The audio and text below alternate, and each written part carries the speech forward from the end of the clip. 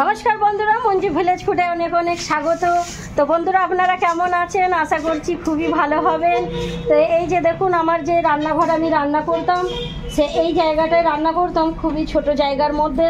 তো আজকে আপনাদের দাদা আর আমার এক ছেলে দুজনে মিলে এই রান্নাঘরটাকে তৈরি করে দেবে। যেরকম কি দেখুন, ছোট ছিল, আর একটু বাড়িয়ে দিতে বললাম। এই যে দেখুন, ইট পেতে বাড়িয়ে দিয়েছে। একটু বড় করে বানালে কি হয়, একটু বড় হয়ে যাবে, রান্নাও হবে, আর ফ্যামিলি সমেত বসেও খেতে পারবো। এই জায়গাটায় খুবই ভালো হবে, এই কারণেই বড় করে একটু বানানো হচ্ছে। ও মিস্ত্রি, ভালো করে পারবেন তো করতে? হ্যাঁ, দেখি। আর ভালো করে যদি না হয় রোজও দেবো না। এখানটায় একটু সিমেন্ট বালি দিয়ে কিছুটা ভালোভাবে বানিয়ে দেবে। আগে মাটি ছিল, উপর দিয়ে জল পড়লে এই জায়গাটায় ভিজে যেত, খুব নরম হয়ে যেত।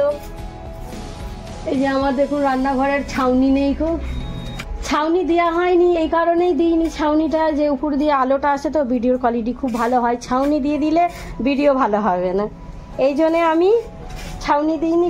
জল পড়তল। আর আপনারাও ভাববেন যে মঞ্জু ভিলেজ ফুড রেসিপি দেয় না কেন, এই কারণেই যখন বর্ষার সময় জল হয় রেসিপিতে বানাতে বসতে পারি না। তো এবার ভাবছি এখানটায় ভালোভাবে বানিয়ে আপনাদেরকে ভিডিও দিতে থাকতে হবে, কেন শীতকালে তো আর বৃষ্টি হবে না।